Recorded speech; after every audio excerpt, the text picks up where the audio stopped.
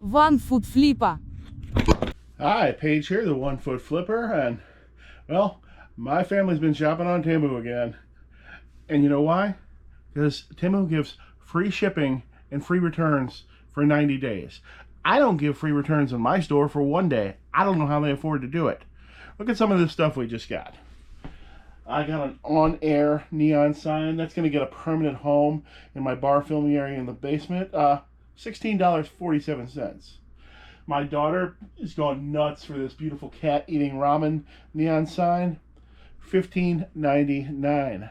I just about had to drag this out of her hands just to get it in the video. And check this out. Stylish glasses, right? No, these are a video camera. Can you believe that? Like, since I'm often in a wheelchair, I can't carry around a GoPro on a chest-mounted harness like a lot of other YouTubers do because the video ends up being too low. But with these glasses, the video is up much higher, and it's taking video wherever I'm looking. And believe me, for the $33 these things cost, it's amazing what they can do. Absolutely. Why don't you go ahead and download the Temu app through my description down below. You can get all sorts of other perks. And hey, every item featured in this video and every item I consider for this video, basically everything we bought on our last shopping spree, they're all linked below. Hey, thanks. Let's get back to the rest of the video. You know, another thing I love about Temu is the fashion there. The clothes are incredible. Look at this lion hat. Look at this lion shirt. I bought these on Temu. They weren't given to me for a promotion or anything else. I bought these myself. I don't think I paid even $8 for the pair of them, and I love them. People thought I needed some new looks in my videos, and I am loving the clothes that I've gotten for Temu. This wasn't even part of the ad. This is just a little extra I put in on my own. So here's something to think about. Is VHS, you know, VCRs, cassette tapes, is VHS a good reselling category, a bad reselling category, or an absolutely terrible reselling category? Now, I know it's not a great category. I don't think you're going to find many people arguing that it is. Unless you go to, if you go to Facebook and join one of the VHS collecting groups, you will find plenty of deluded individuals who think that VHS is a great category.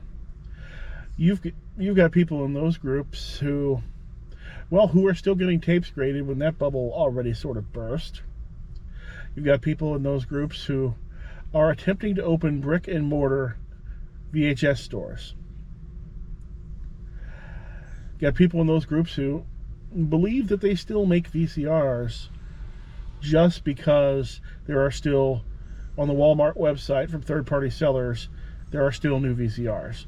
And those new VCRs are new old stock VCRs.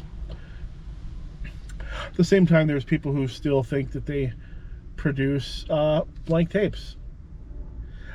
They don't.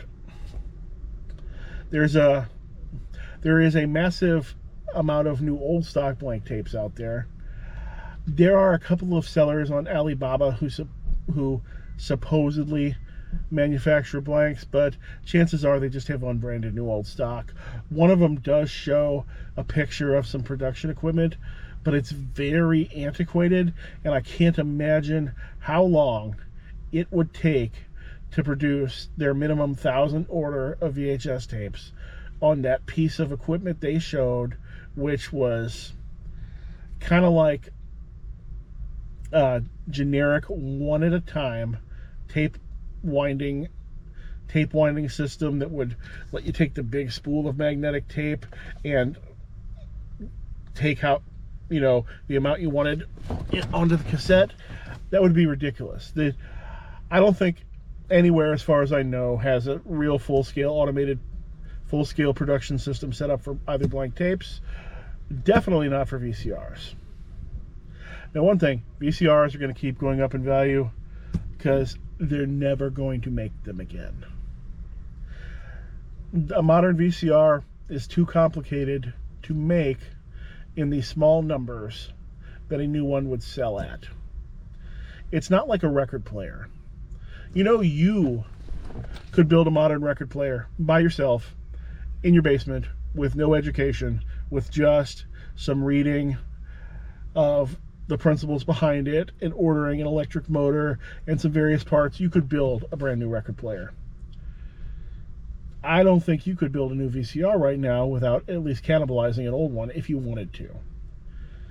Maybe, and this is a maybe if you were an electrical engineer and you put in a whole bunch of time, you could build yourself a brand new VCR.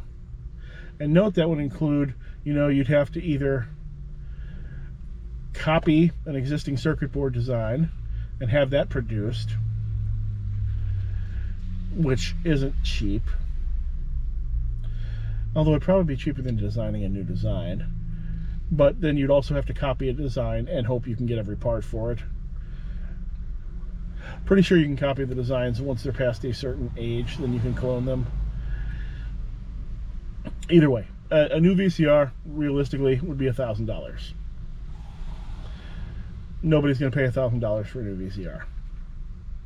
Particularly since most of the people who care about VCRs and who collect VHS tapes, they do so because it's a very inexpensive hobby. The high-end doesn't exist much there. Most high-end and expensive VHS tapes are only expensive because there is no other source for what's on the tape. Period. That's why there's so many horror movies went direct to VHS, and there was never a DVD release. They're not on streaming. Although there is a new streaming service, since they're not paying me, I'm not going to mention it, that does seem to be picking up a lot of those licenses, so that could change the value of a lot of those tapes. But yeah, and there's a lot of things like wrestling matches that were only ever on those tapes and can probably never be able to be re-released on DVD. And that can be the problem with some movies too, especially lower budget things. They can simply never be re-released on DVD because they can't afford to pay the soundtrack rights to do it. And it wouldn't be worthwhile for them to pay the engineering cost to replace the soundtracks. Yeah, for some reason, things like the background music to movies is a huge deal. Like sometimes, remember when people actually had DVDs and you'd go through the special features, and sometimes in the special features they'd show parts of the movie, but it wouldn't have the music? That's because they had to license the music separately for the special feature, and they didn't want to pay for it. I know in one special feature that they were discussing the fact that Warrant's Cherry Pie should be playing over this right now, but they wanted an additional $30,000 to license the song for the special feature, so they weren't paying it. So just pretend you're listening to that right now. Or sometimes the same thing happens, like the PC release of Crazy Taxi, which is awful. Unless they fixed it, don't buy it, because Crazy Taxi is an analog control game. And last I checked, the controls for the PC version are all digital, but it's also missing the complete Offspring soundtrack, and whoever else was on that soundtrack for the game. The music completely missing. On the Dreamcast, it's there. On the port, it's not. But yeah, those are your reasons why VHS tapes have value. People aren't really all that interested in variants. Your Black Star, Diamond, VHS, that is more of a hoax than reality. In fact, children's VHS tapes aren't worth much of anything. Oh, they are in bulk, but that's only because there is a relatively small number of homes and households and grandmas who just have that TV with the VCR built in, and they trust the little kids more with the tapes than they would with a DVD. Otherwise, most VHS aficionados, they're in their 40s. They're not interested in children's programming. And also, the fact that Disney Plus exists is vastly devaluing all Disney on DVD, on every format, Because why bother? The people who are really interested in it can just watch it all on streaming. I'm paying for Disney Plus every month right now. I'm not even sure why. I don't care about any of the Disney movies whatsoever. And their new releases of Star Trek and Doctor Who stuff, I don't know if that's enough for it to really be worth me paying for it, but oh no, my wife won't let me cancel it, so we've still got it. So one thing I've noticed is the average VHS tape has a value of roughly $0 to $1.